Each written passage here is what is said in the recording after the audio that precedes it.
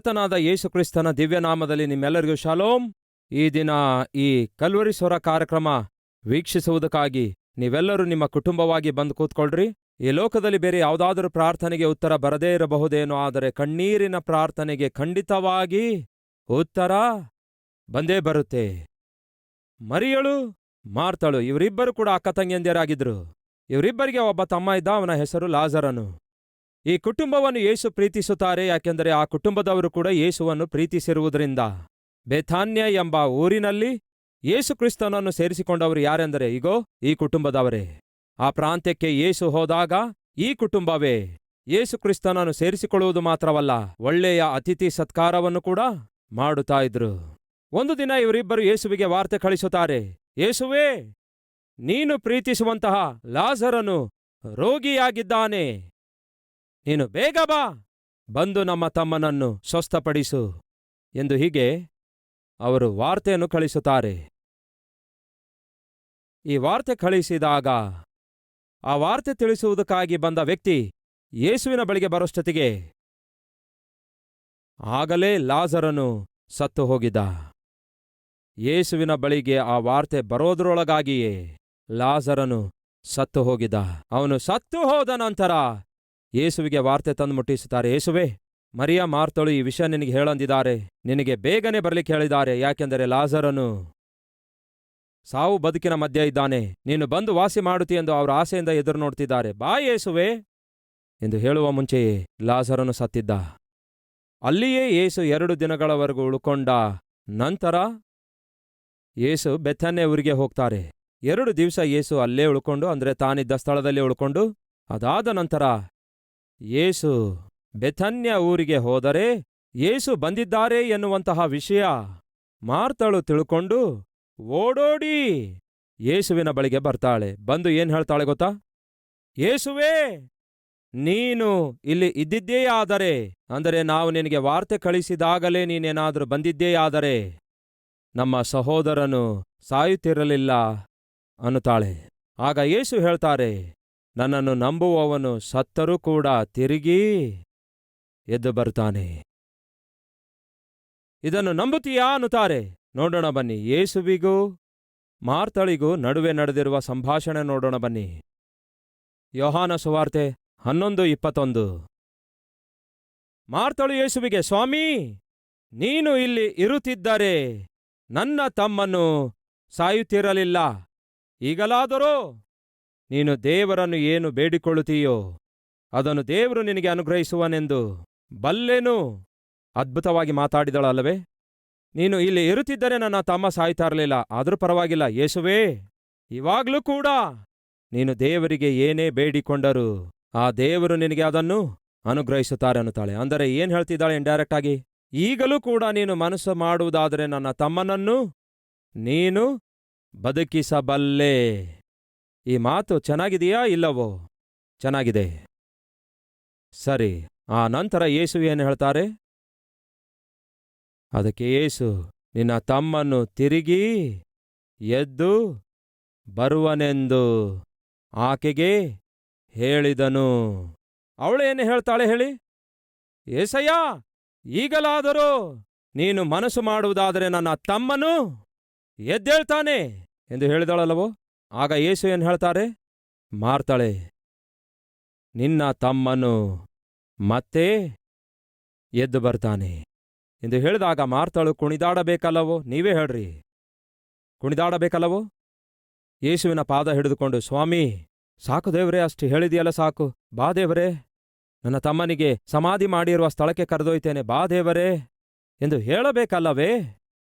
ಯೇಸು ಹೇಳ್ತಾರೆ, ನಿನ್ನ ತಮ್ಮನು ತಿರುಗಿ ಎದ್ದು ಬರುತ್ತಾನೆ ಎಂದು ಹೇಳಿದಾಗ ಮಾರ್ತಳು ಏನು ಹೇಳ್ತಾಳೆ ಗೊತ್ತಾ? ಮಾರ್ತಳು ಆತನಿಗೆ, ಕಡೇ ದಿನದಲ್ಲಿ ಪುನರುತ್ಥಾನವಾಗುವಾಗ ಅವನು ಎದ್ದು ಬರುವನು ಬಿಡು ದೇವ್ರೆ. ಆ ರೀತಿ ಯೇಸು ಹೇಳಿದಾರಾ? ಇಲ್ಲ. ಆಗ ಯೇಸು ಎಷ್ಟೋ ತಾಳ್ಮೆಯಿಂದ, ನಾನೇ ಪುನರುತ್ಥಾನವೂ ಜೀವವೂ ಆಗಿದ್ದೇನೆ, ನನ್ನನ್ನು ನಂಬುವ ಪ್ರತಿಯೊಬ್ಬನು. ಎಷ್ಟು ತಾಳ್ಮೆಯಿಂದ ಹೇಳ್ತಾರೆ ನೋಡಿ. ಒಂದು ವೇಳೆ ನಾನೇನಾದರೂ ಅಲ್ಲಿ ಇದ್ದಿದ್ದೇಯಾದರೆ, ಮಾರ್ತಾಳೆ, ಏನಾಯ್ತು ನಿನಗೆ ಎಂದು ಕೇಳ್ತಾ ಇದ್ದೆ. ಏನಾಯ್ತು ನಿನಗೆ ಎಂದು ಖಂಡಿತವಾಗಿ ಕೇಳ್ತಿದ್ದೆ. ಈಗ ತಾನೇ ನೀನೇ ಹೇಳಿದೆ, ಈಗಲಾದರೂ ದೇವರಿಗೆ ಬೇಡಿಕೊಂಡ್ರೆ ದೇವರದನ್ನು ಅನುಗ್ರಹಿಸುತ್ತಾರೆಂದು. ಅದಕ್ಕೆ ಪ್ರತ್ಯುತ್ತರವಾಗಿ ನಿನ್ನ ತಮ್ಮ ಎದ್ದು ಬರ್ತಾನೆಂದು ಹೇಳಿದೆ. ಮತ್ತೆ ನೀನು ನನಗೆ ಅಧಿಕ ಪ್ರಸಂಗ ಮಾಡ್ತಾ ಇದ್ದಿ. ಹೇಳ್ತಾನೆ ಬಿಡು ದೇವ್ರೆ, ಕಡೇ ದಿನಗಳಲ್ಲಿ ಸತ್ತವರಿಗೆ ಪುನರುತ್ಥಾನವಾಗುವಾಗ ಎದ್ದು ಬರುತ್ತಾನೆ ಬಿಡು ಎಂದು ಹೇಳಿದರೂ ಕೂಡ ಯೇಸು ಹೇಳ್ತಾರೆ, ಮಾರ್ತಾಳೆ, ನಾನೇ ಪುನರುತ್ಥಾನವೂ ಜೀವವೂ ಆಗಿದ್ದೇನೆ. ನನ್ನನ್ನು ನಂಬುವ ಪ್ರತಿಯೊಬ್ಬನು ಸತ್ತರೂ ತಿರುಗಿ ಏನಂತೆ ಬದುಕುವನು. ಇದನ್ನು ನಂಬುತ್ತೀಯ ಮಾರ್ತಾಳೆ ಎಂದು ಕೇಳಿದ್ರೆ ಮಾರ್ತಳು ಕೊಟ್ಟ ಉತ್ತರ ಏನ್ ಗೊತ್ತಾ? ಹೌದು ಸ್ವಾಮಿ, ನೀನೇ ಲೋಕಕ್ಕೆ ಬರಬೇಕಾದಂತಹ ದೇವ ಕುಮಾರನು ಎಂದು ನಂಬುತ್ತೇನೆ ಅನ್ನುತ್ತಾಳೆ. ಏನನ್ನುತ್ತಿದ್ದಾಳೆ ಮಾರ್ತಾಳೆ? ನನ್ನನ್ನು ನಂಬುವ ಪ್ರತಿಯೊಬ್ಬನು ಸತ್ತರೂ ಕೂಡ ತಿರುಗಿ ಎದ್ದು ಬರುತ್ತಾನೆ. ನನ್ನನ್ನು ನಂಬಿ ತಿರುಗಿ ಎದ್ದು ಬಂದಂಥವನು ಇನ್ನೆಂದಿಗೂ ಮರಣ ಹೊಂದುವುದೇ ಇಲ್ಲ ಎಂದು ಹೇಳಿ ಇದನ್ನು ನಂಬುತ್ತೀಯಾ ಅಂದ್ರೆ ಏನ್ ಹೇಳ್ತಾಳೆ ಗೊತ್ತಾ? ನಂಬುತ್ತೇನೆ ಸ್ವಾಮಿ, ನೀನು ಬರಬೇಕಾದಂತಹ ದೇವಕುಮಾರನು ಎಂದು ನಂಬುತ್ತೇನೆ ಅನ್ನುತ್ತಾಳೆ. ಮತ್ತೆ ಬಂದಿದ್ಯಾರು? ಯೇಸು ಕ್ರಿಸ್ತನು ಯಾರು ಹೇಳಿ? ದೇವರ ಅದ್ವಿತೀಯ ಕುಮಾರನು, ಮೆಸ್ಸಯ್ಯ, ಲೋಕರಕ್ಷಕನಾಗಿ ಬಂದಿದ್ದಾರಲ್ಲವೇ? ಈಗ ಗಮನ ಕೊಟ್ಟು ಕೇಳಿ. ಮಾರ್ತಳು ಏನ್ ಮಾಡ್ತಿದ್ದಾಳೆ? ದೇವರ ಸನ್ನಿಧಿಗೆ ಬಂದು ಏನ್ ಮಾಡಿದಳು? ತನ್ನ ಮನೆಯಲ್ಲಿರುವ ಕಷ್ಟ ಹೇಳಿಕೊಂಡಳು. ಯಾವುದು ಆ ಕಷ್ಟ? ತನ್ನ ಮನೆಯಲ್ಲಿ ಏಕೈಕ ಪುರುಷನಾಗಿರುವ ತಮ್ಮನು ಸತ್ತು ಹೋಗಿದ್ದ. ಅದರ ನಿಮಿತ್ತ ಮನೆಯೆಲ್ಲ ಅಲ್ಲಕಲ್ಲೋಲವಾಗಿತ್ತು. ಆ ಸಮಸ್ಯೆ ಯಾರು ತೀರಿಸಬಲ್ಲರು? ಯೇಸು ಮಾತ್ರವೇ ತೀರಿಸಬಲ್ಲರು. ಹಾಗಾಗಿ ಎಲ್ಲಿಗೆ ಬರ್ತಾಳೆ? ಯೇಸುವಿನ ಬಳಿಗೆ ಬರುತ್ತಾಳೆ. ಯೇಸುವಿನ ಪಾದಗಳ ಬಳಿಗೆ ಬರ್ತಾಳೆ. ಬಂದು ಏನ್ ಮಾಡ್ತಾಳೆ? ತನ್ನ ಮನೆಯ ಎಲ್ಲಾ ಸಮಸ್ಯೆ ಹಂಚಿಕೊಳ್ತಾಳೆ. ಯೇಸು ಏನ್ ಹೇಳ್ತಾರೆ? ನಾನು ಉತ್ತರ ಕೊಡುತ್ತೇನೆ ಅನ್ನುತ್ತಾರೆ. ಆಗ ಮಾರ್ತಳು ಏನ್ ಹೇಳ್ತಾಳೆ? ಇವಾಗಲ್ಲ ಸ್ವಾಮಿ ನೀನ್ ಕೊಡೋ ಉತ್ತರ. ಯಾವಾಗ ಕೊಡ್ತಿ? ಕಡೇ ದಿನಗಳಲ್ಲಿ. ಆವಾಗ ನೋಡ್ತೇನೆ ಬಿಡು ನಿನ್ನ ಉತ್ತರ ಏನೆಂದು. ಅರ್ಥ ಮಾಡಿಕೊಳ್ಳಿ ಸಹೋದರ ಸಹೋದರಿಯರೇ, ಮಾರ್ತಳು ಮಾತಿನ ಕ್ರೈಸ್ತಳಾಗಿದ್ದಳು. ಇಂಥವರು ಸಭೆಯಲ್ಲಿ ಬಹಳ ಜನ ಇರ್ತಾರೆ. ಒಂದೇ ಸಮನೆ ಪ್ರಾರ್ಥನೆ ಪ್ರಾರ್ಥನೆ ಪ್ರಾರ್ಥನೆ ಮಾಡ್ತಾರೆ. ಕೆಲವರಿಗೆ ಬೇರೆ ಕೆಲಸ ಇರಲ್ಲ. ಯಾವಾಗ ನೋಡಿದ್ರು ಪ್ರಾರ್ಥನೆ ಪ್ರಾರ್ಥನೆ ಮಾಡುತ್ತಲೇ ಇರ್ತಾರೆ. ಯಾವಾಗ ನೋಡಿದ್ರು ಪ್ರಾರ್ಥನೆ ಅಂತಾರೆ, ಯಾವಾಗ ನೋಡಿದ್ರು ಪ್ರಾರ್ಥನೆ ಅಂತಾರೆ. ಪ್ರಾರ್ಥಿಸುವುದಾಗಲಿ ಸುದೀರ್ಘವಾಗಿ ಪ್ರಾರ್ಥಿಸುವುದು ತಪ್ಪಲ್ಲ. ಆದರೆ ಕ್ರಿಯೆ ಇಲ್ಲದಂತಹ ನಂಬಿಕೆ, ಕ್ರಿಯೆ ಇಲ್ಲದಂತಹ ಪ್ರಾರ್ಥನೆ ಸತ್ತದಕ್ಕೆ ಸಮಾನ ಎಂದು ಮರೆಯಬೇಡಿ. ಯೇಸುವಿನ ಬಳಿಗೆ ಬರ್ತಾಳೆ, ತನ್ನ ಸಮಸ್ಯೆ ಹಂಚಿಕೊಳ್ತಾಳೆ. ಯೇಸು ಉತ್ತರಿಸಲು ಸಿದ್ಧವಾಗಿರ್ತಾರೆ. ಆದಾಗ್ಯೂ ಆಕೆ ಉತ್ತರ ಹೊಂದಿಕೊಳ್ಳಲಿಕ್ಕಾಗಲಿಲ್ಲ. ಪ್ರಿಯರೇ, ಈ ದಿನ ನಮ್ಮ ಮಧ್ಯೆ ಕೂಡ ಅಂಥವರಿದ್ದಾರೆ. ನೀವು ಕೂಡ ದೇವರ ಸನ್ನಿಧಿಗೆ ಬರ್ತೀರಿ, ಪ್ರಾರ್ಥನೆ ಮಾಡ್ತೀರಿ, ನಿಮಗಿರುವ ಕಷ್ಟವೆಲ್ಲ ಹಂಚಿಕೊಳ್ತೀರಿ. ಆದರೆ ತಿರುಗಿ ಅದೇ ಕಷ್ಟದೊಂದಿಗೆ ಹೋಗ್ತೀರಿ. ಮಾರ್ತಳ ಹಾಗೆ ನೀವು ಕೂಡ ದೇವರ ಬಳಿಗೆ ಬಂದು ದೇವರೊಂದಿಗೆ ನೀವು ಮಾತಾಡ್ತಾ ಇದ್ದೀರಿ. ಆದರೆ ದೇವರು ಹೇಳ್ತಿರೋದು ನಿಮಗೆ ಕೇಳಿಸ್ತಾ ಇದೆಯಾ? ದೇವರ ಮಾತು ನಿಮಗೇನಾದರೂ ಅರ್ಥ ಆಗ್ತಿದೆಯಾ? ಅಷ್ಟು ಸ್ಪಷ್ಟವಾಗಿ ಯೇಸು ಕ್ರಿಸ್ತನು ಮಾತಾಡಿ ಹೇಳ್ತಾರೆ, ನಂಬುತ್ತೀಯಾ? ನಂಬುತ್ತೇನೆ ಸ್ವಾಮಿ, ನೀನೇ ಬರಬೇಕಾದಂತಹ ದೇವಕುಮಾರನಾಗಿದ್ದಿ. ಮತ್ತೆ ಬಂದದ್ದು ಯಾರು ಮಾರ್ತಾಳೆ? ಇದಕ್ಕೇನನ್ನುತ್ತಾರೆ ಗೊತ್ತಾ? ಆತ್ಮೀಕತೆ ಇಲ್ಲದಂತಹ ಅಧಿಕ ಪ್ರಸಂಗ. ಯೇಸು ಕ್ರಿಸ್ತನಿಗೆ ಬೇಸರ ಉಂಟಾಯಿತು. ಯಾಕೆ ಅಷ್ಟಕ್ಕೂ ನನ್ನ ಬಳಿಗೆ ಬಂದೆ? ಯಾಕೆ ಬಂದೆ ನೀನು? ಮನೆ ತುಂಬಾ ಸಮಸ್ಯೆ ಇಟ್ಕೊಂಡಿದ್ದಿ, ಹೃದಯ ತುಂಬಾ ಗೋಳು ಇಟ್ಕೊಂಡಿದ್ದಿ. ನಿನ್ನ ಸಮಸ್ಯೆ ತೀರಿಸುವಂತಹ ನನ್ನ ಪಾದಗಳ ಬಳಿಗೆ ಬಂದೆ ನೀನು. ಆದರೆ ಸಮಸ್ಯೆ ಮಾತ್ರ ತೀರಿಸಿಕೊಂಡು ಹೋಗ್ಲಿಕ್ಕಾಗ್ತಿಲ್ಲ. ಎದಕ್ಕಾಗಿ ಬೇಕು ಇಂತಹ ಆತ್ಮಿಕತೆ? ಯಾಕೆ ಬಂದೆ ನನ್ನ ಸನ್ನಿಧಿಗೆ? ಒಂದು ರೀತಿ ಯೇಸುವಿಗೆ ಬೇಸರಗೊಳಿಸಿದಳು ಪ್ರಿಯರೇ. ಅಷ್ಟರಲ್ಲಿಯೇ ಮಾರ್ತಾ ಯಾವ ಸಮಸ್ಯೆದೊಂದಿಗೆ ಬಂದಳು ಅದೇ ಸಮಸ್ಯೆದಿಂದ ಹೊರಟೋದಳು. ಸಹೋದರ ಸಹೋದರಿಯೇ, ನೀವು ದೇವರ ಬಳಿಗೆ ನಿಮ್ಮ ಸಮಸ್ಯೆ ತರುತ್ತಾ ಇದ್ದೀರಿ, ಅದಕ್ಕಾಗಿ ಪ್ರಾರ್ಥಿಸ್ತಾ ಇದ್ದೀರಿ. ಆದರೆ ನಿಮ್ಮಲ್ಲಿ ನಂಬಿಕೆ ಮಾತ್ರ ಇಲ್ಲ. ಕೆಲವೊಂದು ಸಾರಿ ಇಂತಹ ಸಂದೇಶದ ಕೊನೆಯಲ್ಲಿ ಕೆಲವರ ಜೀವಿತದಲ್ಲಿ ದೇವರು ಮಾಡಿರುವಂತಹ ಕಾರ್ಯಗಳ ಸಾಕ್ಷಿಯನ್ನು ತೋರಿಸಲಿಚ್ಛಯಿಸುತ್ತೇನೆ. ಕಾರಣವೇನೆಂದರೆ ಕೇಳುವುದರಿಂದ ನಂಬಿಕೆ ಹೆಚ್ಚಾಗುತ್ತದೆ, ನಂಬಿಕೆ ಉಂಟಾಗುತ್ತದೆ. ಕೆಲವರ ಸಾಕ್ಷಿಗಳನ್ನು ನೀವು ಕೇಳಿದಾಗ ನಿಮಗೆ ನಂಬಿಕೆ ಉಂಟಾಗಬೇಕು. ಫಲಿತವಾಗಿ ನೀವು ಕುಗ್ಗಿ ಹೋದ ಜಜ್ಜಿ ಹೋದ ಮನಸ್ಸುಳ್ಳವರಾಗಿ ಪ್ರಾರ್ಥಿಸುವವರಾಗಿರಬೇಕು, ಬೇಡಿಕೊಳ್ಳುವವರಾಗಿರಬೇಕು. ಅದಕ್ಕೆ ಕೆಲವೊಂದು ಸಾಕ್ಷಿ ಸಂದೇಶದ ಕೊನೆಯಲ್ಲಿ ನಾನು ತೋರಿಸಲಿಚ್ಛಯಿಸುತ್ತೇನೆ. ನಿಮಗೆ ನಂಬಿಕೆ ಇಲ್ಲವೋ? ನಂಬಿಕೆ ಮಾರ್ತಳಲ್ಲಿ ಇಲ್ಲದೇ ಇರುವುದಕ್ಕಾಗಿ ಕಾರಣ ಏನು ಹೇಳಿ? ಕಾರಣ ಏನು ಹೇಳಿ? ಕಾರಣ ಏನೆಂದು ಹೇಳನ್ನುತ್ತೀರಾ? ಯೇಸು ಬೆಥೆನ್ಯ ಗ್ರಾಮದಲ್ಲಿ ಅವರ ಮನೆಗೆ ಬಂದಾಗ ಮಾರ್ತಳು ಅಡಿಗೆ ಮನೆಯಲ್ಲಿ ಏನ್ ಮಾಡ್ತಿದ್ದಳು? ಅಬ್ಬೋ, ಬಹಳ ಬ್ಯುಸಿಯಾಗಿದ್ದಳು. ಅಡಿಗೆ ಮನೆಯಲ್ಲಿ ಅಡಿಗೆ ಮಾಡುತ್ತಾ ಇದ್ದಳು. ಯೇಸು ಕ್ರಿಸ್ತನೇನೋ ವಾಕ್ಯವನ್ನು ಸಾರುತ್ತಾ ಇರುವಾಗ ಮರಿಯಳು ಯೇಸುವಿನ ಪಾದಗಳ ಬಳಿಯಲ್ಲಿ ಕೂತುಕೊಂಡು ವಾಕ್ಯವನ್ನು ಕೇಳಿಸಿಕೊಳ್ಳುತ್ತಾ ಇದ್ದಳು. ಮರಿಯಳು ಏನೋ ಅಮೂಲ್ಯವಾದ ವಾಕ್ಯವನ್ನು ಕೇಳುವುದಕ್ಕಾಗಿ ಯೇಸುವಿನ ಪಾದದ ಬಳಿಯಲ್ಲಿ ಕೂತ್ಕೊಂಡಿದ್ದಳು. ಆದರೆ ಮಾರ್ತಳೇನೋ ಅಡಿಗೆ ಮನೆಯಲ್ಲಿ ಕೆಲಸಗಳನ್ನು ಮಾಡುತ್ತಾ ಒಂದೇ ಸಮನೆ ಅಡಿಗೆ ಮಾಡುತ್ತಲೇ ಕೂತಿದ್ದಳು. ಹಾಗೆ ಅಡುಗೆ ಮಾಡುತ್ತಾ ತೊಂದರೆಗೊಳಗಾಗಿ ಯೇಸುವಿನ ಬಳಿಗೆ ಬಂದು, ಯೇಸುವೇ, ನೋಡು ಅವಳು ಏನ್ ಮಾಡ್ತಿದ್ದಾಳೆ. ಅವಳು ಅಂದ್ರೆ ಯಾರು? ಮರಿಯಳು, ಹೌದಲ್ಲ? ಕೋಪ ಬಂದಾಗ ಕರೆಯುವ ವಿಧಾನ ಬದಲಾಗುತ್ತೆ ಗೊತ್ತಾ? ಗಂಡ ಆಗಿರಬಹುದು, ಹೆಂಡತಿ ಆಗಿರಬಹುದು, ಹೌದಲ್ಲ? ಏನ್ರೀ ಎಂದು ಕೂಗುವ ಹೆಂಡತಿ ಏನೋ ಅನ್ನುತ್ತಾಳೆ. ಯೇಸುವೇ, ಅವಳೇನ್ ಮಾಡ್ತಿದ್ದಾಳೆ ನೋಡು. ನಾನು ಇಷ್ಟು ಕಷ್ಟಪಟ್ಟು ಅಡಿಗೆ ಮನೆಯಲ್ಲಿ ಅಡಿಗೆ ಮಾಡ್ತಾ ಇದ್ರೆ ಅವಳು ಖಾಲಿಯಾಗಿ ಕೂತ್ಕೊಂಡಿದ್ದಾಳೆ. ಮಾರ್ತಾ, ಮಾರ್ತಾ, ನೀನು ಅನೇಕ ವಿಷಯಗಳಿಗಾಗಿ ಚಿಂತಿಸುತ್ತಾ ಇದ್ದಿ, ಆದರೆ ಮರಿಯಳಾದರೂ ಉತ್ತಮವಾದದ್ದನ್ನು ಆರಿಸಿಕೊಂಡಿದ್ದಾಳೆ. ಅಡಿಗೆ ಮಾಡೋದು ತಪ್ಪೆಂದು ನಾನು ಹೇಳ್ತಾ ಇಲ್ಲ. ಅಡಿಗೆ ಕೂಡ ಮಾಡಬೇಕು, ಉದ್ಯೋಗ ಮಾಡಬೇಕು, ನಮ್ಮ ಕೆಲಸಗಳನ್ನು ನಾವು ಮಾಡಬೇಕು.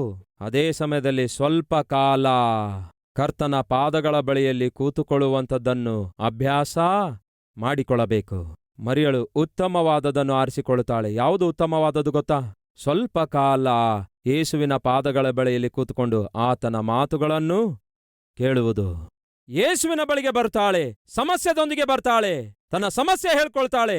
ಸಮಸ್ಯೆ ಮಾತ್ರ ಅವಳು ತೀರಿಸಿಕೊಳ್ಳಲಿಕ್ಕಾಗಲ್ಲ. ಯೇಸು ಹೇಳ್ತಾರೆ, ಸಮಸ್ಯೆ ತೀರಿಸುತ್ತೇನೆ ಎಂದು ಯೇಸು ಹೇಳಿದರೂ ಕೂಡ ಮಾರ್ತಳು ನಂಬಲಾರದಕ್ಕೆ ಕಾರಣ ಗೊತ್ತಾ? ಮಾರ್ತಳು ವಾಕ್ಯವನ್ನು ಕೇಳುವಂತಹ ವ್ಯಕ್ತಿ ಅಲ್ಲ. ಕ್ರೈಸ್ತಿಯ ಸಮಾಜವೇ ಕೇಳ್ತಿದ್ದೀರಾ? ನೀವೆಂದೇ ಆಗಲಿ ಸಭೆಗೆ ಹೋಗುವಾಗ ಖಂಡಿತವಾಗಿ ನೀವು ವಾಕ್ಯ ಕೇಳಬೇಕು. ನಿಮ್ಮ ಸೆಲ್ ಫೋನ್ಸ್ ಆನ್ನಲ್ಲಿ ಇರಬಾರದು. ನೀವು ಮನೆಯಲ್ಲೇ ಇರುವಾಗ, ಒಂದು ವೇಳೆ ಟಿವಿಯಲ್ಲಿ ವಾಕ್ಯ ಕೇಳ್ತಿರುವಾಗ, ಯೂಟ್ಯೂಬ್ನಲ್ಲಿ ಸಂದೇಶ ಕೇಳ್ತಿರುವಾಗ ಜಾಗ್ರತೆಯಿಂದ ವಾಕ್ಯ ಕೇಳ್ರಿ. ಯಾಕೆಂದರೆ ಕೇಳುವುದರಿಂದ ನಂಬಿಕೆ ಉಂಟಾಗುತ್ತದೆ. ಆ ನಂಬಿಕೆ ಕೇವಲ ದೇವರ ವಾಕ್ಯ ಕೇಳುವುದರಿಂದಲೇ ಮಾತ್ರ ಸಾಧ್ಯ. ಮರಿಯಳು ವಾಕ್ಯವನ್ನು ಜಾಗ್ರತೆಯಿಂದ ಕೇಳಿದಳು. ವಾಕ್ಯ ಏನ್ ಮಾಡುತ್ತೆ? ಒಬ್ಬ ವ್ಯಕ್ತಿಗೆ ನಂಬಿಕೆಯನ್ನು ಉಂಟು ಮಾಡುತ್ತೆ. ಮಾರ್ತಳು ವಾಕ್ಯ ಕೇಳಿದಳೋ? ವಾಕ್ಯ ಕೇಳಲಿಲ್ಲ. ಯೇಸುವನ್ನು ಮನೆಯಲ್ಲಿ ಸೇರಿಸಿಕೊಂಡಳು. ಆದರೆ ಯೇಸುವಿನ ವಾಕ್ಯದಲ್ಲಿ ಶ್ರದ್ಧೆ ಇದೆಯಾ? No interest. ಸ್ವಲ್ಪವೂ ಕೂಡ ವಾಕ್ಯವೆಂದರೆ ಇಂಟ್ರೆಸ್ಟ್ ಇಲ್ಲ. ಈ ದಿನ ನಮ್ಮಲ್ಲಿಯೂ ಕೆಲವರು ವಾಕ್ಯವೆಂದರೆ ಅವರಿಗೆ ಇಂಟ್ರೆಸ್ಟ್ ಇರಲ್ಲ. ಬೈಬಲ್ ಓದುವುದಂದ್ರೆ ಇಂಟ್ರೆಸ್ಟ್ ಇರಲ್ಲ. ಟಿವಿ ನೋಡಲು ಬಹಳ ಇಂಟ್ರೆಸ್ಟ್ ಇರುತ್ತೆ, ಸೀರಿಯಲ್ ನೋಡಲು ಬಹಳ ಇಂಟ್ರೆಸ್ಟ್ ಇರುತ್ತೆ, ಸಿನಿಮಾ ನೋಡಲು, ಸೆಲ್ಫೋನಲ್ಲಿ ಕಾಲ ಕಳೆಯಲು, ಹರಟೆ ಹೊಡೆಯಲು ಬಹಳ ಇಂಟ್ರೆಸ್ಟ್ ಇರುತ್ತೆ.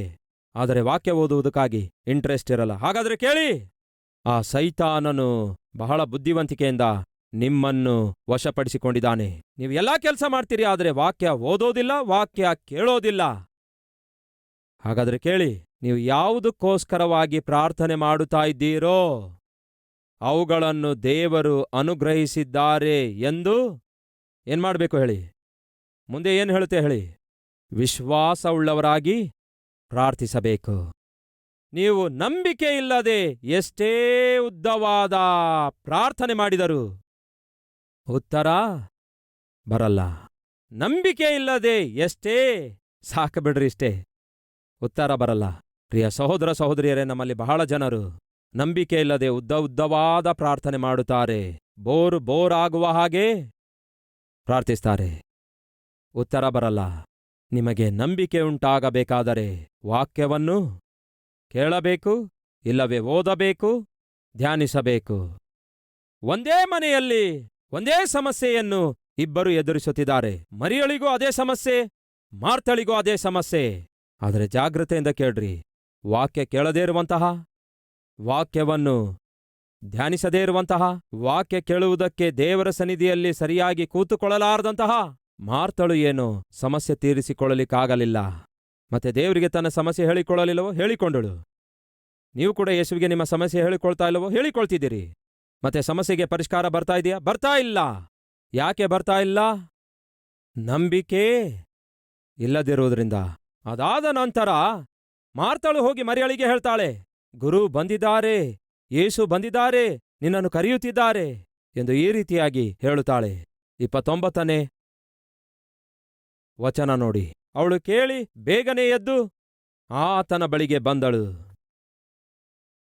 ಯೇಸು ಇನ್ನೂ ಆ ಊರೊಳಗೆ ಬಾರದೆ ಮಾರ್ತಳು ಆತನೆದುರಾಗಿ ಬಂದ ಸ್ಥಳದಲ್ಲೇ ಇದ್ದನು. ಮರಿಯಳ ಕೂಡ ಮನೆಯಲ್ಲಿ ಇದ್ದುಕೊಂಡು ಆಕೆಯನ್ನು ಸಂತೈಸುತ್ತಿದ್ದ ಯೆಹೂದ್ಯರು ಆಕೆ ತಟ್ಟನೆ ಎದ್ದು ಹೊರಗೆ ಹೋಗುವುದನ್ನು ನೋಡಿ ಈಕೆ ಅಳುವುದಕ್ಕಾಗಿ ಸಮಾಧಿಗೆ ಹೋಗುತ್ತಾಳೆಂದು ನೆನೆಸಿ ಆಕೆಯ ಹಿಂದೆ ಹೋದರು. ಆಗ ಮರಿಯಳು ಯೇಸು ಇದ್ದಲಿಗೆ ಬಂದು ಆತನನ್ನು ಕಂಡು ಆತನ ಪಾದಕ್ಕೆ ಬಿದ್ದು ಆಕೆ ಗೋಳಾಡುವುದನ್ನು ಕಂಡು ಆಕೆಯ ಸಂಗಡ ಬಂದ ಯೆಹೂದ್ಯರು ಗೋಳಾಡುವುದನ್ನು ಯೇಸು ಕಂಡರು. ಮರಿಯಳು ಕೆಲವರನ್ನು ಸಂಪಾದಿಸಿಕೊಂಡಿದ್ದಳು. ಪ್ರಿಯರೇ, ಎಂಥವರನ್ನು ಹೇಳಿ? ಎಂಥವರೆಂದರೆ ತನ್ನೊಂದಿಗೇ ಅಳುವಂಥವರನ್ನು.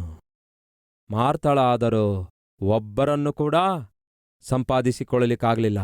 ಅದಕ್ಕಾಗಿಯೇ ಖಾಲಿಯಾಗಿ ತಿರುಗಾಡ್ತಾ ಇದ್ದಳು. ಮರಿಯಳಾದರೋ ಆತ್ಮಿಕಳಾಗಿದ್ದಳು. ಅದಕ್ಕಾಗಿಯೇ ತನ್ನ ಸುತ್ತಲೂ ಆಧರಿಸುವವರನ್ನು ಅವಳು ಹೊಂದಿಕೊಂಡಿದ್ದಳು. ಕೆಲವು ಸಂದರ್ಭದಲ್ಲಿ ನಮ್ಮ ಜೀವಿತದಲ್ಲಿ ಕಷ್ಟಗಳನ್ನು ಹಾದು ಹೋಗುವಾಗ, ಬಾಧೆಗಳನ್ನು ಹಾದು ಹೋಗುವಾಗ, ರೋಗಗಳನ್ನು ಹಾದು ಹೋಗುವಾಗ, ಆರ್ಥಿಕ ತೊಂದರೆಗಳನ್ನು ಹಾದು ಹೋಗುವಾಗ, ಒಬ್ಬಂಟಿಗರಾಗುಳ್ಕೊಂಡಾಗ ಸಹಾಯ ಮಾಡುವವರಿರೋದಿಲ್ಲ. ಕನಿಷ್ಠ ಸಹಾಯ ಮಾಡೋರಿರಲ್ಲ. ಕನಿಷ್ಠ ಕೈಲಾದಷ್ಟು ಸಹಾಯ ಮಾಡುವವರು ಕೂಡ ಇರಲ್ಲ. ಕಾರಣವೇನು? ಬಹುಶಃ ನೀವು ಅಂಥವರನ್ನು ನಿಮ್ಮ ಆತ್ಮಿಕತೆ ನಿಮಿತ್ತ, ನಿಮ್ಮ ಒಳ್ಳೆತನದ ನಿಮಿತ್ತ ಸಂಪಾದಿಸಿಕೊಳ್ಳಲಿಲ್ಲವೇನೋ? ಮರಿಯಳು ಬಹು ಆತ್ಮಿಕಳಾಗಿದ್ದಳು. ತನ್ನ ಆತ್ಮಿಕತೆ ನಿಮಿತ್ತ ಅನೇಕ ಜನರನ್ನು ಸಂಪಾದಿಸಿಕೊಂಡಿದ್ದಳು.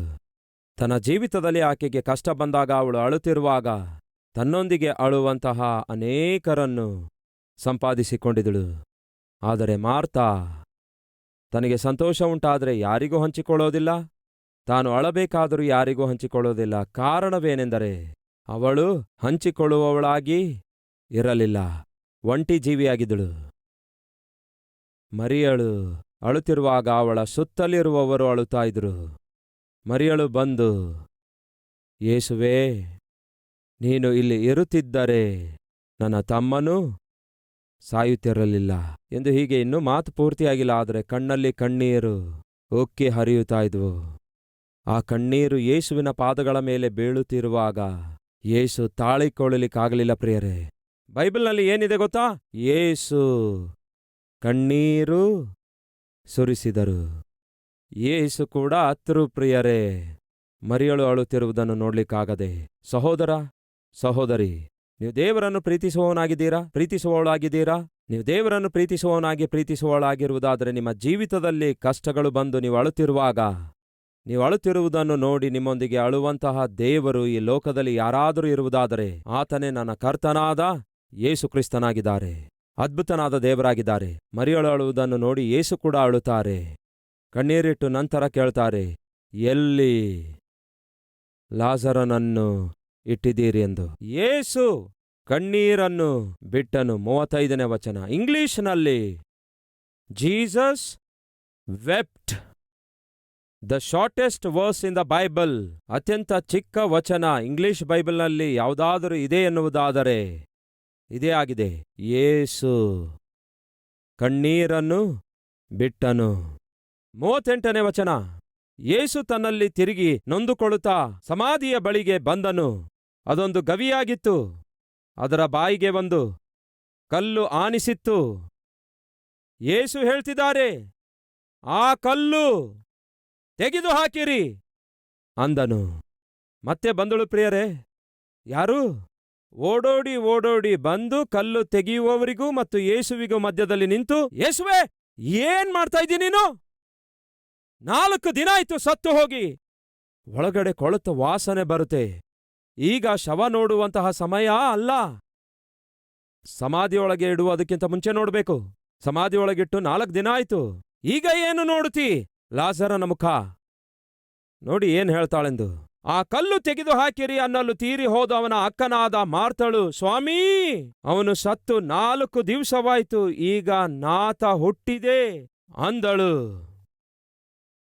ಪಾಪ ವಾಸನೆ ಕುರಿತು ಆಲೋಚಿಸ್ತಿದ್ದಾಳೆ ಸಿಸ್ಟರ್, ಅದ್ಭುತದ ಕುರಿತು ಆಲೋಚಿಸ್ತಾ ಇಲ್ಲ. ಮುಂದಿನ ವಚನ ನೋಡ್ರಿ. ಅದಕ್ಕೆ ಯೇಸು, ನೀನು ನಂಬುವುದಾದರೆ ದೇವರ ಮಹಿಮೆಯನ್ನು ಕಾಣುವಿ ಎಂದು ನಾನು ನಿನಗೆ ಹೇಳಲಿಲ್ಲವೋ? ಇದು ಮೃದುವಾಗಿ ಹೇಳಲಿಲ್ಲ. ಮಾರ್ತಾ, ಮಾರ್ತಾ, ನೀನು ನಂಬುವುದಾದರೆ ನೀನು ದೇವರ ಮಹಿಮೆಯನ್ನು ಕಾಣುವಿ ಎಂದು ನಿನಗೆ ಹೇಳಿದ್ದೇನೆ. ಇಂಡೈರೆಕ್ಟ್ ಆಗಿ ಏನು ಹೇಳ್ತಿದ್ದಾರೆ? ಬುದ್ಧಿ ಇದೆಯಾ ಇಲ್ಲ ನಿನಗೆ? ನೀನು ನಂಬಿದ್ರೆ ಸಾಕು, ದೇವರ ಮಹಿಮೆ ಕಾಣುವಿ ಎಂದು ಹೇಳಿದ್ದೇನೆ. ಯಾಕೆ ನಿನಗೆ ನಂಬಿಕೆ ಇಲ್ಲವೋ? ಪಕ್ಕಕ್ಕೆ ಸರಿ. ಮಾರ್ತಾ ಯೇಸುವನ್ನು ತನ್ನ ಮನೆಯೊಳಗೆ ಸೇರಿಸಿಕೊಂಡಳು. ಆದರೆ ಯೇಸುವಿನ ಅದ್ಭುತವಾದ ಆತ್ಮೀಕತೆಯನ್ನು ಆಕೆ ಹೊಂದಿಕೊಳ್ಳಲಿಕ್ಕಾಗಲಿಲ್ಲ. ಅದಕ್ಕೆ ಪ್ರಧಾನ ಕಾರಣವೇನೆಂದರೆ, ಮಾರ್ತಳು ಯಾವತ್ತೂ ಕೂಡ ವಾಕ್ಯವನ್ನು ಕೇಳುವಂತಹ ವ್ಯಕ್ತಿ ಅಲ್ಲ. ಸೇವೆಯಲ್ಲಿ ಪಾಲ್ಗೊಳ್ಳುವ ಸೇವಕರೇ. ನಮ್ಮಲ್ಲಿ ಅನೇಕರಿಗಿರುವಂತಹ ಒಂದು ರುಗ್ಮತೆ, ರೋಗವು ಯಾವುದೆಂದರೆ ವಾಕ್ಯ ಸರಿಯಾಗಿ ಕೇಳದೇ ಇರುವಂಥದ್ದಾಗಿದೆ. ಯಾರ್ಯಾರು ಸಭೆಯಲ್ಲಿ ವಾಕ್ಯ ಕೇಳಲಾರದೆ, ಆರಾಧನೆಯಲ್ಲಿ ಪಾಲ್ಗೊಳ್ಳಲಾರದೆ, ಉಪವಾಸ ಪ್ರಾರ್ಥನೆಯಲ್ಲಿ ಪಾಲ್ಗೊಳ್ಳಲಾರದೆ, ದೇವರೊಂದಿಗಿನ ಒಂದು ರಾತ್ರಿ ಎಂಬ ಅದ್ಭುತವಾದ ಆರಾಧನೆಯಲ್ಲಿ ಪಾಲ್ಗೊಳ್ಳಲಾರದೆ, ಸೇವೆಯಲ್ಲಿ ಪಾಲ್ಗೊಳ್ಳಬೇಕೆಂದು ಯಾರ್ಯಾರು ಪ್ರಯತ್ನಿಸುತ್ತೀರೋ ಅಂಥವ್ರು ಕೇಳಿರಿ, ನೀವು ಸೇವೆಗೆ ಅಡ್ಡ ಬಂಡೆಯಾಗಿದ್ದೀರಿ. ಮಾರ್ತಳ ಹಾಗೆ. ಮಾರ್ತಳ ಪ್ರಾರ್ಥನೆಯಿಂದ ಯಾವುದೇ ಪ್ರಯೋಜನ ಆಗಲಿಲ್ಲ. ಹಾಗೆಯೇ ದೇವರ ವಾಕ್ಯಕ್ಕೆ ಬೆಲೆ ಕೊಡದೇ ಇರುವಂತಹ ಸೇವಕರ ಸೇವೆಯ ನಿಮಿತ್ತ ಯಾವುದೇ ಪ್ರಯೋಜನ ಇರೋದಿಲ್ಲ. ಸೇವೆಯಲ್ಲಿ ಪಾಲ್ಗೊಳ್ಳುವಂಥವರು ಯಾರೇ ಆಗಿರಬಹುದು, ಪ್ರಾರ್ಥನೆಗೂ ವಾಕ್ಯಕ್ಕೂ ಖಂಡಿತವಾಗಿ ಸಮಯವನ್ನು ಕೊಡಲೇಬೇಕು. ಇಲ್ಲವಾದರೆ ನೀವು ಕೂಡ ಮತ್ತೊಬ್ಬ ಮಾರ್ತಳಂತೆ ತಯಾರಾಗುತ್ತೀರಿ. ಮಾರ್ತಳು ಅಡ್ಡ ಬರ್ತಾಳೆ. ಮಾರ್ತಾ, ನೀನು ನಂಬುವುದಾದರೆ ದೇವರ ಮಹಿಮೆಯನ್ನು ಕಾಣುವಿ ಎಂದು ಹೇಳಲಿಲ್ಲವೋ? ಈ ದಿನ ಈ ವಾಕ್ಯ ಕೇಳ್ತಿರುವ ಪ್ರತಿಯೊಬ್ಬರಿಗೂ ದೇವರು ಹೇಳ್ತಿದ್ದಾರೆ, ಸಹೋದರಿ, ನೀನು ನಂಬುವುದಾದರೆ ನನ್ನ ಮಹಿಮೆಯನ್ನು ಕಾಣುತ್ತೀರಿ. ಏನ್ ಜರುಗಿತು? ಲಾಜರನೇ, ಹೊರಗೆ ಬಾ ಎಂದು ಕರೆದ ಕೂಡಲೇ ಬಿಳಿ ವಸ್ತ್ರಗಳಿಂದ ಕಟ್ಟಲ್ಪಟ್ಟಿರುವಂತಹ ಲಾಜರನು, ಮನುಷ್ಯರನ್ನು ಸೃಷ್ಟಿ ಮಾಡಿರುವ ಮಹಾದೊಡ್ಡ ದೇವರ ಕರೆ ಕೇಳಿರುವಂತಹ ಶವವು ಎದ್ದು ನಿಂತಿತು. ಪ್ರಿಯರೇ, ಸತ್ತಂಥವರಿಗೂ ಕೂಡ ಮಾತಾಡಬಲ್ಲಾತನು, ಸತ್ತಂಥವರನ್ನು ಕೂಡ ಬದುಕಿಸಬಲ್ಲಾತನು. ಮನುಷ್ಯರನ್ನು ಸೃಷ್ಟಿಸಿರುವಂತಹ ಮಹಾದೊಡ್ಡ ದೇವರೇ ಕರ್ತನಾದ ಯೇಸುಕ್ರಿಸ್ತನಾಗಿದ್ದಾರೆ. ಹೇಗೆ ಸಾಧ್ಯವಾಯಿತು? ಈ ಮಹಾ ಅದ್ಭುತ ಹೇಗೆ ಸಾಧ್ಯವಾಯಿತು ಹೇಳ್ರಿ? ಒಬ್ಬ ಆತ್ಮೀಕಳ ಕಣ್ಣೀರಿನ ಪ್ರಾರ್ಥನೆಯಿಂದ. ಮರಿಯಳು ಕಣ್ಣೀರಿನಿಂದ ಯೇಸುವಿನ ಪಾದಕ್ಕೆ ಅಡ್ಡ ಬೀಳುತ್ತಾಳೆ. ಪ್ರಿಯರೇ, ಆ ಕಣ್ಣೀರನ್ನು ಯೇಸು ನೋಡುತ್ತಾರೆ. ಸಹೋದರ, ಸಹೋದರಿ, ಕೇಳ್ತಿದ್ದೇನೆ, ನೀವು ಕೂಡ ಕಣ್ಣೀರು ಸುರಿಸಿ ಪ್ರಾರ್ಥನೆ ಮಾಡಿ. ಎಷ್ಟು ಕಾಲ ಆಯಿತು? ಯಾವ ದಿನ ನಿಮ್ಮ ಕಣ್ಣೀರಿನ ಹನಿ ನನ್ನ ಕರ್ತನಾದ ಯೇಸುವಿನ ಪಾದದ ಮೇಲೆ ಬೀಳುತ್ತೋ, ದೇವರ ಆಶೀರ್ವಾದಗಳ ಸುರಿಮಳೆಯನ್ನು ನಿಮ್ಮ ಮೇಲೆ ಸುರಿಸಲಾಗುತ್ತೆ. ಹಾಗಾಗಿ ಅಳವಡಿಸಿಕೊಳ್ಳಿರಿ ಕಣ್ಣೀರಿನ ಪ್ರಾರ್ಥನೆಯನ್ನು. ಮಾರ್ತಳು ಪ್ರಾರ್ಥನೆ ಮಾಡುತ್ತಾಳೆ. ಆ ಪ್ರಾರ್ಥನೆಯಲ್ಲಿ ಯಾವ ನಂಬಿಕೆ ಇಲ್ಲ, ಕುಗ್ಗಿದ ಜಜ್ಜಿದ ಮನಸ್ಸು ಕೂಡ ಇಲ್ಲ. ಮರಿಯಳಾದರೂ ಮಾತಿನ ಪ್ರಾರ್ಥನೆ ಮಾಡಲಿಲ್ಲ, ಮನಸ್ಸಿನಿಂದ ಕಣ್ಣೀರಿನಿಂದ ಯೇಸುವಿನ ಪಾದಗಳನ್ನು ತೊಳೆಯುತ್ತಾಳೆ. ಅದ್ಭುತವನ್ನು ತನ್ನ ಕುಟುಂಬದಲ್ಲಿ ಕಣ್ಣಾರೆ ಕಾಣುತ್ತಾಳೆ. ಸತ್ತು ಹೋದಂತಹ ತನ್ನ ತಮ್ಮನನ್ನು ಬದುಕಿಸಿಕೊಂಡಳು. ಈ ದಿನ ನಮ್ಮ ಮಧ್ಯೆ ಯಾರಾದರೂ ಇದ್ದೀರಾ? ಆಸೆಗಳೆಲ್ಲ ಸತ್ತೋಗಿವೆ ಅನ್ನುವವರು, ಆಸೆಗಳೆಲ್ಲ ಅಡಗಿ ಹೋಗಿವೆ ಅನ್ನುವವರು. ಹಾಗಾದರೆ ನಿಮಗೊಂದು ಶುಭವಾರ್ತೆ. ನಿಮ್ಮ ಆಸೆಗಳೆಲ್ಲ ಆವಿಗೆಯಾಗಿ ಅಡಗಿಸಲ್ಪಟ್ಟಿದ್ದಾಗ್ಯೂ ಕೂಡ ನನ್ನ ದೇವರು ಆಶ್ಚರ್ಯ ಕಾರ್ಯಗಳನ್ನು ಮಾಡಲು ಶಕ್ತನು. ಹೇಗೆ? ಉಪವಾಸವಿದ್ದು ನೀವು ಪ್ರಾರ್ಥನೆ ಮಾಡುವುದಾದರೆ. ಹೇಗೆ? ಕಣ್ಣೀರಿನಿಂದ ಕರ್ತನ ಸನ್ನಿಧಿಯಲ್ಲಿ ಆತನ ಪಾದಗಳನ್ನು ಹಿಡಿದುಕೊಳ್ಳುವುದಾದರೆ. ಬನ್ನಿ, ಎಲ್ಲರೂ ಸೇರಿ ಪ್ರಾರ್ಥಿಸೋಣ.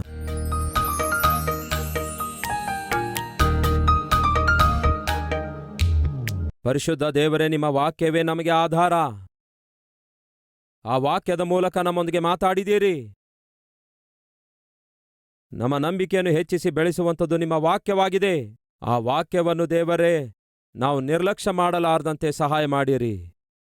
ಅಸಾಧ್ಯವಾದವುಗಳನ್ನು ಸಾಧ್ಯಗೊಳಿಸುವುದು ಉಪವಾಸವೇ. ಆ ಉಪವಾಸ ಪ್ರಾರ್ಥನೆಯನ್ನು ದೇವರೇ ನಾವು ನಿರ್ಲಕ್ಷ್ಯ ಮಾಡಲಾರದಂತೆ ಸಹಾಯ ಮಾಡಿರಿ. ಅಸಾಧ್ಯವಾದವುಗಳನ್ನು ಸಾಧ್ಯಗೊಳಿಸುವಂಥದ್ದು ನಂಬಿಕೆಯಿಂದ ಕಣ್ಣೀರಿನಿಂದ ಮಾಡುವಂತಹ ಪ್ರಾರ್ಥನೆಯೇ. ಆ ಕಣ್ಣೀರಿನ ಪ್ರಾರ್ಥನೆಯನ್ನು ದೇವರೇ ನಮ್ಮ ಜೀವಿತದಲ್ಲಿ ನಾವು ಹೊಂದಿಕೊಂಡಿರುವಂತೆ ಸಹಾಯ ಮಾಡಿರಿ.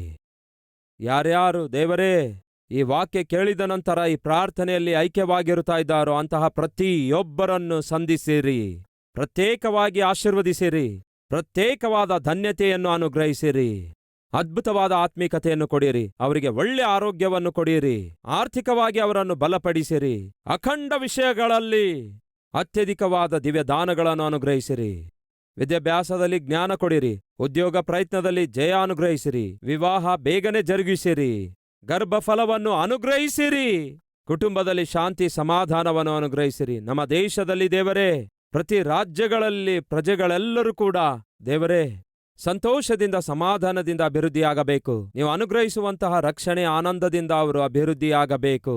ಅಂತಹ ಕೃಪೆ ದಯಪಾಲಿಸಿರಿ ಎಂದು ಕೋರುತ್ತಾ ನಿಮಗೇ ಮಹಿಮೆಯನ್ನು ಘನತೆಯನ್ನು ಪ್ರಭಾವವನ್ನು ಸಲ್ಲಿಸುತ್ತಾ ಯೇಸುವಿನ ನಾಮದಲ್ಲಿ ಬೇಡಿ ಹೊಂದಿದ್ದೇವೆ ತಂದೆಯೇ, ಆಮೆನ್.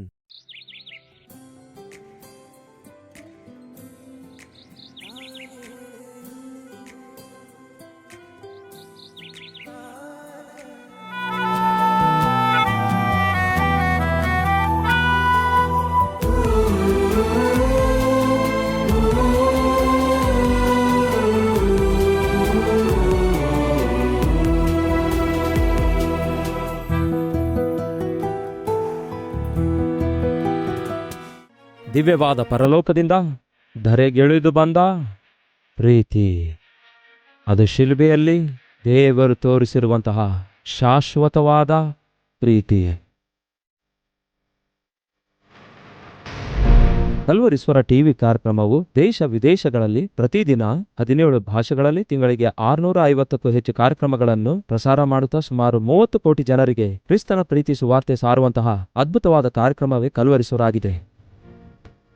ಈ ಕಾರ್ಯಕ್ರಮವು ದೈವ ಸೇವಕರಾದ ಡಾಕ್ಟರ್ ಪಿ ಸತೀಶ್ ಕುಮಾರ್ ಅವರ ಮುಖಾಂತರ 2003ರಲ್ಲಿ 15 ನಿಮಿಷಗಳ ಕಾರ್ಯಕ್ರಮವಾಗಿ ಪ್ರಾರಂಭಿಸಲ್ಪಟ್ಟು ದೇವರ ಮಹಾಕೃಪೆಯ ನಿಮಿತ್ತ ಈ ದಿನ 17 ಭಾಷೆಗಳಲ್ಲಿ ಪ್ರತಿದಿನ 30 ನಿಮಿಷಗಳ ಶುದ್ಧವಾದ ವಾಕ್ಯವನ್ನು ಎಲ್ಲರಿಗೂ ಅರ್ಥ ಆಗುವ ಹಾಗೆ ದೈವ ಸೇವಕರಾದ ಡಾಕ್ಟರ್ ಪಿ ಸತೀಶ್ ಕುಮಾರ್ ಅವರು ಪ್ರಕಟಿಸುತ್ತಾ ಇರುವಾಗ ಅನೇಕ ಸಾವಿರಾರು ಜನರ ಜೀವಿತಗಳು ಬದಲಾಗ್ತಿವೆ, ಕುಟುಂಬಗಳು ಕಟ್ಟಲ್ಪಡ್ತಿವೆ, ಸಭೆಗಳು ಜೀವಗೊಳ್ತಿವೆ, ಸೇವಕರು ಪ್ರೋತ್ಸಾಹಿಸಲ್ಪಡುತ್ತಿದ್ದಾರೆ. ಅನ್ಯರು, ಆತ್ಮಿಕರು, ಸುವಾರ್ತಿಕರು, ಸಭಾಪಾಲಕರು ತಪ್ಪದೇ ವೀಕ್ಷಿಸುವಂತಹ ಕಾರ್ಯಕ್ರಮವಾಗಿ, ಪ್ರತಿಯೊಬ್ಬರಿಗೂ ಆಶೀರ್ವಾದಕರವಾದ ಕಾರ್ಯಕ್ರಮವಾಗಿ ಇಂದಿಗೆ 20 ವರ್ಷಗಳ ಕಾಲಾವಧಿ ಪೂರ್ತಿಗೊಳಿಸಿ ಅನೇಕ ಲಕ್ಷಾಂತರ ಕುಟುಂಬಗಳಲ್ಲಿ ಆಶೀರ್ವಾದವನ್ನು ಆನಂದವನ್ನು ತುಂಬಿರುವಂತಹ ಕಲ್ವರೀಶ್ವರ ಕಾರ್ಯಕ್ರಮಕ್ಕಾಗಿ ದೇವರಿಗೆ ಮಹಿಮೆ ಉಂಟಾಗಲಿ. ಮುಂಬರುವ ದಿನಗಳಲ್ಲಿ ಅನೇಕ ಸಾವಿರಾರು ಜನರ ಜೀವಿತ ಬದಲಾಗುವ ಹಾಗೆ, ಅನೇಕ ಸಾವಿರಾರು ಕುಟುಂಬಗಳು ಕಟ್ಟಲ್ಪಡುವ ಹಾಗೆ ಅನುದಿನವೂ ಪ್ರಾರ್ಥಿಸುತ್ತಾ ಈ ಕಲ್ವರೀಶ್ವರ ಕಾರ್ಯಕ್ರಮಕ್ಕೆ ಸಹಾಯ ಮಾಡಬೇಕೆಂದು ಕೋರುತ್ತೇವೆ. ಇದುವರೆಗೂ ಕಲ್ವರೀಶ್ವರಕ್ಕೆ ಸಹಾಯ ಮಾಡಿರುವ ಪ್ರತಿಯೊಬ್ಬರಿಗೂ ಹೃದಯಪೂರ್ವಕವಾದ ವಂದನೆಗಳು. ದೇವರು ನಿಮ್ಮನ್ನು ಬಹಳವಾಗಿ ಆಶೀರ್ವದಿಸಲು.